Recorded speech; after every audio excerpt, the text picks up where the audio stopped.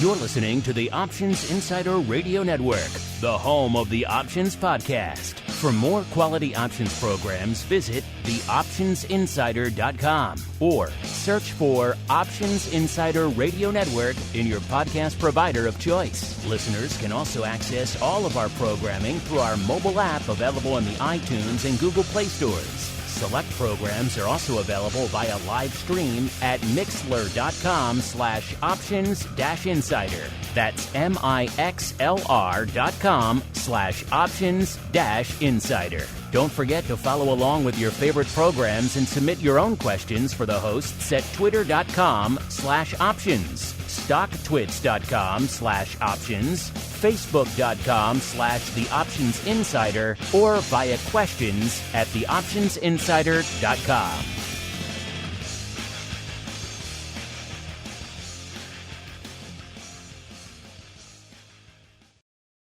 Welcome to the Options Playbook, the program where we break down cutting-edge option strategies and explain how you can incorporate them into your own portfolio. Whether you're looking to grow your capital with some offensive maneuvers or protect your investments with defensive plays, you can find them all in the Options Playbook. The Options Playbook is brought to you by Ally Invest. Anything mentioned today is for educational purposes and is not a recommendation or advice. Options involve risk. Please refer to ally.com/invest/disclosures to review additional risks involved with trading options. Securities offered through Ally Invest Securities, LLC, member FINRA and SIPC. Now, let's open the playbook and get started. All right, everybody. That music means we are back once again for Education Wednesday. It is time for a rare live huddle edition of Options Playbook Radio, the program for you out there, the busy retail trader. Maybe you want to learn more about how to generate some income, maybe some capital appreciation. You want to go on offense with your options plays, and maybe you want to play a little defense. You want to lock in some of those gains you already have. Maybe you're a little spooked by the downside we've seen out there in the market over the last few weeks. You want to go on a little bit of a defensive spree. Who can blame you? Either way, we've got you covered here on Options Playbook Radio. My name is Mark Longo from theoptionsinsider.com, as well as, of course, from the ever-exciting Options Insider Radio Network. Reminding you, if you're just listening to OPR, you're missing out on a whole heck of a lot of content. So wherever you're getting this show, make sure you upgrade to the full network feed. That'll get you other shows like Options Bootcamp, very much a sister program to this one, focused very much on education. Of course, the option blog and volatility views and This Week in Futures Options, and you name it, the crypto rundown. The sky is the limit. Usually a couple of shows coming at you a day. And then if you want to go above and beyond, you need more options content in your life. You want exclusive pro Q&A sessions, as well as options oddities to end the week, as well as live access to everything we do here throughout the week, as well as awesome giveaways like our pro trading crates. That next one's going out pretty soon. How do you get your name entered in those giveaways? Theoptionsinsider.com/pro is the place to go to learn more. And enough of that preamble. It is time to welcome on your usual host for this program, Mr. Brian Overby, a.k.a. the Options Guy. Mr. Overby, welcome back to your own program, sir. Well, it's great to be back, Mark. And like you mentioned, we don't do this enough, where we get together and answer some of these listener questions. So let's say it's time to huddle up. It's time to huddle up and answer questions about your favorite options plays. Submit your questions via twitter.com/options, facebook.com/theoptionsinsider, or questions at theoptionsinsider.com. All right, everybody. Welcome to the huddle. Of course, the portion of the show where you folks ask us questions. You take the reins. Sometimes we turn that spotlight back on you folks. Like we're doing right now, our question of the week is live, and I want to get Brian's thoughts on it. Our question this week, it's actually going back to something we asked you earlier this week. We've been tracking all of the results of our questions of the week, and some of them are kind of interesting.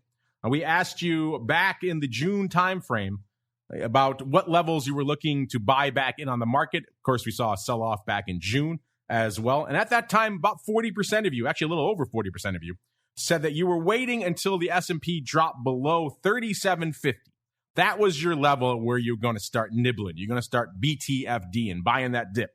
So now we thought, let's revisit that question a few months later. When we posted this back on Monday, the S&P was almost 100 points below that, 3660. We have, of course, rallied today back north of 3700 again. But our question is now the time? Are you back in or are you waiting for lower levels? Gave you a third option as well, which is I never got out, which means you've been riding this market all the way down. I don't like to see those results, but sometimes that is the truth. Mr. Brian, what do you think our audience is voting for right now, sir? Never got out. I think that's where they would be at.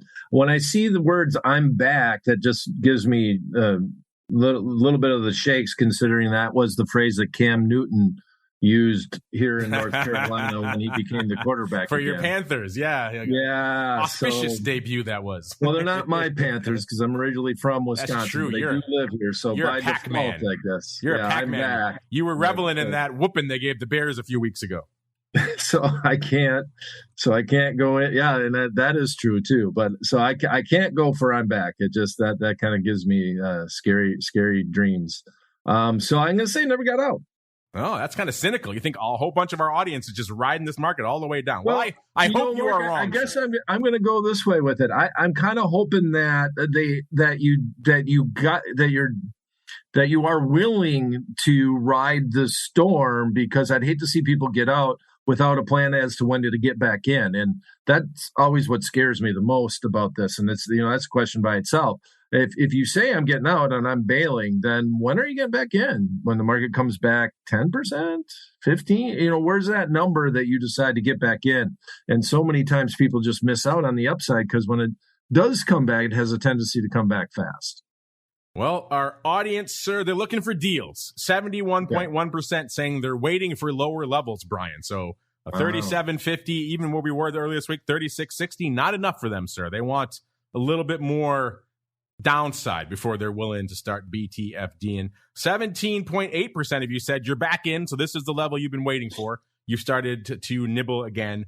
And this number is growing, which is a little bit alarming. This was Brian's choice, 11.1% for I never got out.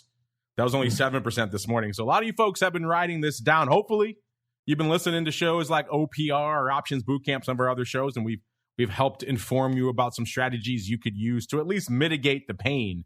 Remember, you can't just ride the elevator up and ride it back down again. You got to do something in between there to help at least soften the blow a little bit. So hopefully you've learned a little bit. If not, I encourage you, check out the defensive plays there in the playbook. They're all there for you and pretty accessible. All right, Brian, let's get out to the folks here now. Some of your people have been waiting very patiently for us to do a huddle again. We got to do more huddles, Brian. The folks are active. They want to get at you. Just go out to Ethan. Poor Ethan Gwynn, or maybe Gwine. He's been waiting for a while for his answer. Ethan wrote in. He says, Brian, I have a question about credit spreads. I heard you state on a previous podcast that you get out of credit spreads the day before expiration if the spread is in the money. And he puts in parentheses, i.e., you're taking a loss. So yeah, if it's hitting you, you're getting the heck out of Dodge, cutting your losses. What if you have a profit heading into expiration? Do you cut bait and take the profit a day before expiration, or do you wait until the day of expiration to close the trade? Love your work, Ethan. So Ethan's obviously a fan, Brian. We got to get him his answers faster. Sometimes when people send in stuff to this show, I know we're not going to have a huddle for a while. I make sure we get him at least an answer on another show first while they're waiting for this show. But now he gets his official answer, Brian. What do you have to say for Mr. Ethan? Well, I do it a little bit more off of the price. You say that you take the profit the day before. I have no problem taking a profit. And actually, we looked at Netflix credit spread. I thought maybe this is what this was in reference to. It was a credit call spread, and we learned our lesson. Netflix and that was a couple weeks back from the taping. But when we looked at that trade, the stock went straight down, which is what you wanted to happen on a credit spread. And all of a sudden we turned around, and your 2 days before expiration, the stock ran up 20 points. So it was a profitable trade for a long time, and it was a 50-cent net credit to the account. So, let that be a lesson to you. If you didn't get out, the trade is now not profitable. And I just looked at a quote on it today. That same spread is now trading for 80 cents. We sold the 250 strike and the stock's at 245. So yeah, if you got that opportunity, I very rarely, if I can get 80, I'd rather do it this way, Mark. I'd rather say it. If I can get 80 to 90% of the net credit, and it depends on the underlying when I say that, but if I can get 80 to 90% of the net credit on any credit spread, I would always consider taking it off without looking at the days to expiration. So I sell it for $1. I can buy it back for a dime to 20 cents. Then I'm okay with that. I'm okay with that. And that's kind of the way that I'm going to approach it on the profit side. Now, if it's going into expiration, well, one of the things that I always do on short spreads is if the stock or underlying gets in the money and my long option contract, if I'm on a short spread and I'm either a put or the call side, the long option contract means that it's gone all the way through the spread and is sitting on it. I'm almost always going to get out in that scenario. I don't, mainly because I'd be selling my long at the money option contract. So that's just a general rule of thumb. It will obviously depend, exactly where we are in the expiration date. But I want to be able to sell an option that's at the money and get my most bang for my hedge that was trying to protect me on that trade. So if it is going against me, it's more about price. If I sell it for 50 cents and it starts going against me, I'm not really looking at days to expiration. A general rule of thumb would be if you lose what you could have made, the maximum. So if I sold it for 50 cents, I might buy it back for $1, or I sold it for $1, I'd maybe want to buy it back for $2. That would be the concept. So I'm going to set a line in the sand as opposed to a day to expiration if I'm going to try to manage this trade. And that's the way that I would approach it.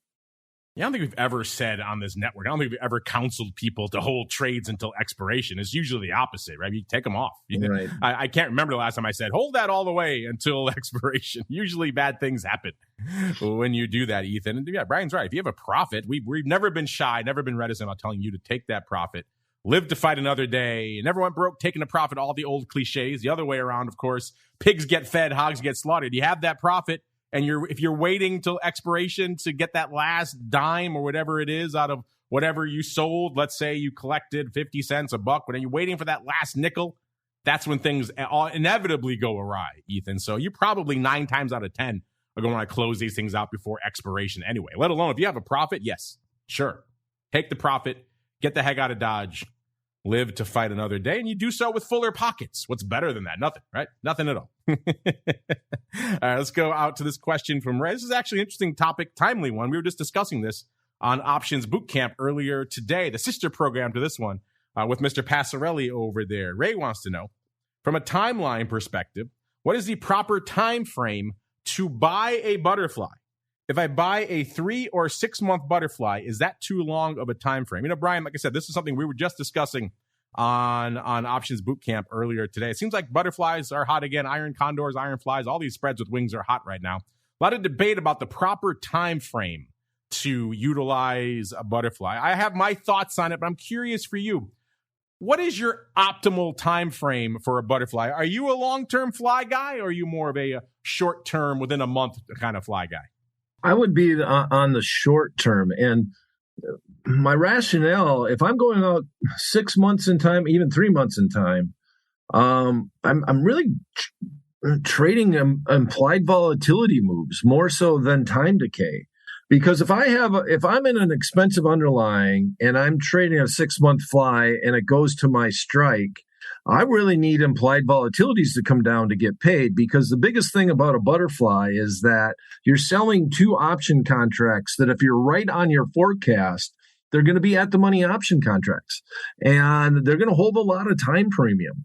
So it's really hard to be profitable specifically on a butterfly until you either get some time decay on those option contracts, if you're correct on your forecast, that is, or you get a decrease in implied volatility. So with that said, a lot of times if I'm doing a longer fly, I'm going to do it because I'm bullish on the call side of things, where if the market does go up, I would expect implied volatilities to go down, which is the norm. And I would be less likely to do this longer term butterfly on the put side because of everything that I just mentioned. So I think a lot about butterflies doing a more short term because they are minimal risk. By doing that butterfly and adding that wing in, the time value can hurt you on a butterfly going that far out in time. Yeah, that's exactly where I come down on. I'm very hard pressed to do a butterfly beyond, let's say, a month, right? For the reason you just described. How many people write into us all the time, Brian, saying, oh, I did a butterfly on whatever the case may be, XYZ name, and I got the move, and then my fly is not worth much more than when I bought it. And you'd say, well, how much time frame did you put on it? Oh, they went out a substantial way. And you always say, that's your first problem right there. You need that time decay to come out. You need that vol to come out so those spreads can widen out so you can actually get that max value or close to it for that butterfly. And obviously, you're never going to get max value. Brian says that all the time on this show. If you're trading butterflies, you have to have some reasonable approximation of how much profit you think you can reasonably make, because you're very rarely going to have everything line up, get that perfect bullseye so you can get 100% max profit on your fly. And the longer you're going out, you're just going to be disappointed because you get that big move and then you're just going to be sitting there waiting for the time decay to come out and for your spread to catch up with the market move. And by that time, who knows what's going to happen? The underlying could move back the other way. And that's the most heartbreaking thing. You were right in your forecast and everything else. You just had the wrong construction with your trade. And as a result, you weren't really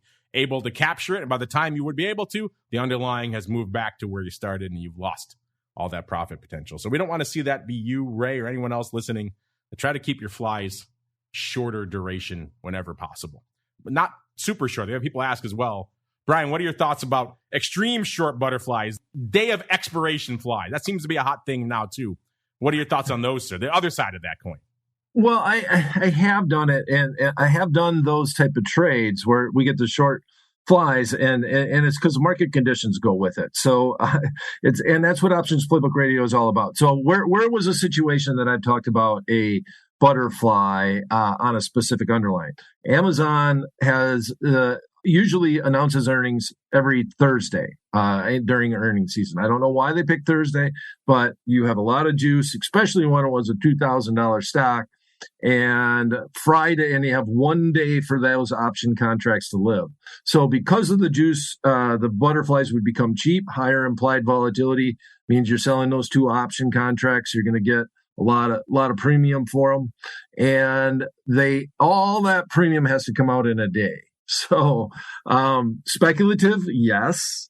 Manage risk, also yes, in that they don't cost a lot. So I have speculated on Options Playbook Radio. The biggest one that I probably speculated the most on is looking at butterflies, skip strike, whatever type of butterfly you want to talk about, but looking at doing them in a situation like Amazon where the pricing conditions would be, would behoove you if you're correct on your forecast. Just almost a lottery ticket type trade is what you would be looking at, 100% speculation, but the pricing conditions are right to consider a one-day trade in a stock like Amazon around earnings. All right, let's keep on rolling. See how many of you folks we could squeeze in. So many of you folks waiting, trying to get you all on board here on the huddle. Let's go out to Mark. Oh, Mark with the C.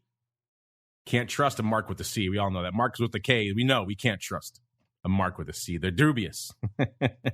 Mark with a C wants to know, how much time should I spend on my trading every day if I really want to be successful?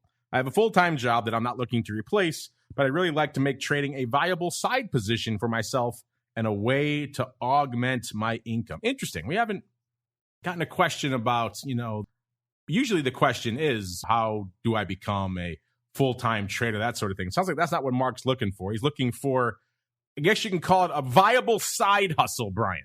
How much should he be, in terms of time, should he be spending on his trading every day if he wants his options trading to become a viable side hustle for himself, sir?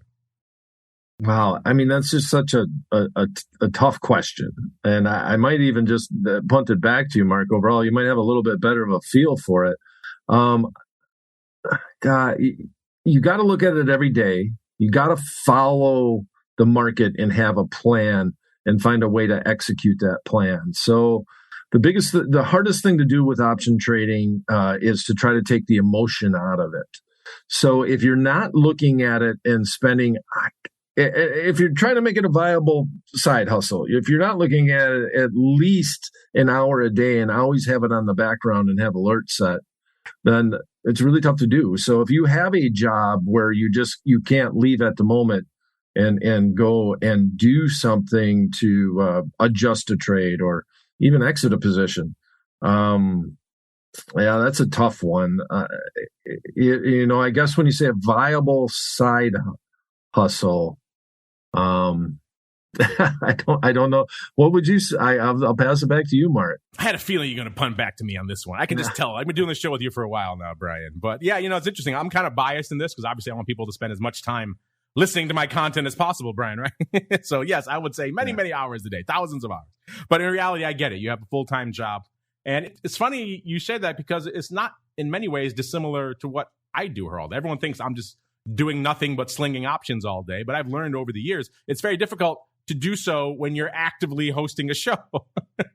You've heard some of my other cohorts like the Rock Lobster and others and Dan try to do it sometimes. And you hear those little pings, those little noises in the background. Usually doesn't work out that well for them either. So I'm not that dissimilar of a boat from you there. Who was this? Mark with a C. And that, I can't be nonstop looking at my screens all day too. I could, but then there'd be no content for you guys and the business would fall apart. So that has to be the focus. So yes, I'm sometimes find myself looking at trades where I know I can't babysit them for a little bit. I'm going to be busy for a couple of hours doing other things. So I like strategies that are conducive to that. What we were talking about earlier, butterflies, risk mitigated type trades, that's usually my approach.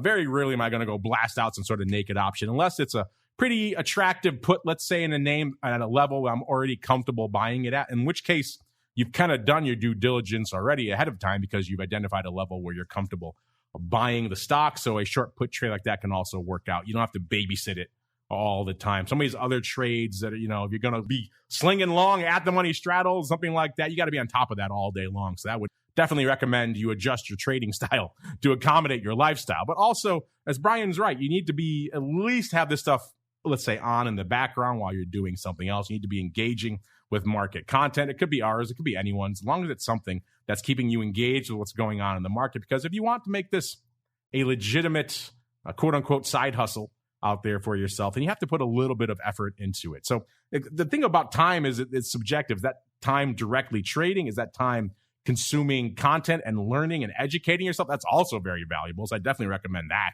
You don't have to be just looking at screens. Educating yourself is also an extremely important aspect of that. So if you add in all of that, then I'm going to say, yeah, at least an hour a day, I think is a pretty good ballpark. Sounds like you've arrived at that yourself, Mark. So if you can squeeze in an hour a day, I don't know, maybe you're a teacher in between classes, whatever it is you do, you can have time to check the markets, check some of your positions. At night after work, you have some time to catch up on markets and to educate yourself about options, whether it's reading the playbook, whether it's listening to the show, whatever the case may be. As long as you have time to take advantage of that, then I think you can make this a viable, quote unquote, side hustle. It doesn't have to be not everyone needs to be a full-time trader. There's a lot of other things that people want to do and need to do throughout the day that are important. So yes, I think if you want to make it a viable side hustle, I think that's a good road, good starting place, an hour a day. And then you find how that works for you and maybe you adjust it. I'd be curious to the listeners if you have suggestions on how do you make this work for you, given I know a lot of even our pro members, they have full-time jobs, they're doing other things, they're listening on the side. What do you guys do to make it work? I'm curious how you balance that because it's going to be different for everyone depending on your job and what you're looking to do. But it's an intriguing conversation. I have a feeling maybe Mark with a C, we might come back to this on a future show. Here's a timely one, Brian. Now let's go out to this one from Sacramento, CA. So the whole city of Sacramento, California is writing to us with this question. They want to know, is there any way to play hurricanes using options? Well, Brian, we are recording this right as Hurricane Ian is making landfall right now on Florida. I hope all of our southern listeners, I know some of our pro folks who are from Florida, I don't see them in the chat today, so hopefully you're all doing well, you're hunkering down, or you got the heck out of Dodge, hopefully ahead of this thing, this monster coming into your neck of the woods. Brian, I know it's heading your way in a few days or so hopefully you guys are hunkering down there. In the meantime, Sacramento, California wants to know, is there any way to play hurricanes using options, sir?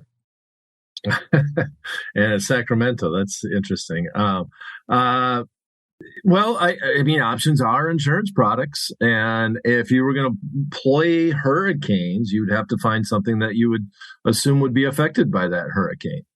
You could even do it on insurance companies. That might be one thing that you would want to trade options on. But I can't buy a put on the weather, and I can't buy a call on the weather. So the only way to do it is to find companies that may be affected by it. If it's in the, maybe it could be affecting commodities. It could affect the price of oil if it's going to land in Houston, Texas, or something like that. So there are ways to do it using options. I maybe would do it more so. When I think of it, when this question makes me just think instantly of using options to insure a portfolio and protect yourself.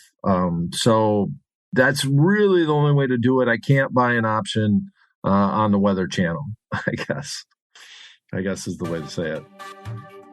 Yeah, I'm with you on the commodity front. I think that's usually the most direct way to play these types of things. Like you mentioned, the energy WTI is up over 4% today, 4.3%. So nice little pop out there. There usually are these short-term disruptions, as they're obviously this is hitting directly in the Gulf where a lot of those oil rigs are. So they'll have to shut those off. That's going to have a near-term boost to the options. Of course, none of this is new to the options traders or the options market makers. They're going to price this in ahead of time. So if they're seeing this storm coming, you're going to start seeing that priced into the call wing in WTI earlier on. So to think that there's some sort of free lunch, you're going to come in, just scoop up these calls, they're probably going to be reflecting a hefty premium already for this. So just bear that in mind. There is a good chance you could come in, and if you're not careful, dramatically overpay for some WTI calls, for example, and then you end up getting a pop, but you already paid too much for vol. We've talked about that many times on this show. It ends up being a losing trade. The other big one is lumber. Lumber usually is a big driver pre and post hurricane. Problem with lumber is it moves a ton. It was one of the most active commodities on the planet last couple of years. Just listen to our TWIFO program. It's in our movers and shakers just about every week. The problem is it does about 3 options contracts a week. It is not an options entity at all. So unless you want to be the one person doing the one lot in lumber, I would not recommend lumber. So Brian mentioned the insurance companies. That's a way to go. That's a large play. Maybe a little bit more challenging. Might be a little bit of a lagging play there, but you can do that in a securities account. If you want to go the commodities route, you can trade a future or futures options. And a near-term pop in WTI might be an intriguing way. Just remember, this is not an unknown science. People know this is coming. So whenever you have a known event, it's usually going to be priced into the option. So just bear that in mind. All right, Mr. Brian, that music means we've come to the end of another huddle. I like this. This is fun. We got to do it more often, Brian. What do you say? Well, definitely. Yeah, we got way too many questions. We got to get to them. Got to get to them. People like Ethan and the rest are not waiting for a month and a half for us to get our act together. But in the meantime, Brian, in between episodes of the huddle, if folks want to check out what you and the folks are over there at Ally are up to, where should they go? What should they do? Well, the easiest thing to do is just follow me on Twitter. I tweet about all the educational events that we do here at Ally Invest. And my handle is very simple. It's at my name, at Brian Overby. And once again, if you have any questions, you can email them to me at theoptionsguy@invest.ally.com. Want to tell everybody thanks for listening. Mark, thanks for hosting. And until the next time, may all the options you bought finish in the money and all the ones you sold finish out. The Options Playbook is brought to you by Ally Invest. Anything mentioned today is for educational purposes and is not a recommendation or advice. Options involve risk. Please refer to ally.com/invest/disclosures to review additional risks involved with trading options. Securities offered through Ally Invest Securities, LLC, member FINRA and SIPC. You're listening to the Options Insider Radio Network, the home of the Options Podcast. For more quality options programs, visit theoptionsinsider.com or search for Options Insider Radio Network in your podcast provider of choice. Listeners can also access all of our programming through our mobile app available in the iTunes and Google Play stores. Select programs are also available via live stream at mixlr.com/options-insider. That's MIXLR.com/options-insider. Don't forget to follow along with your favorite programs and submit your own questions for the hosts at twitter.com/options, stocktwits.com/options, facebook.com/The Options Insider, or via questions@theoptionsinsider.com.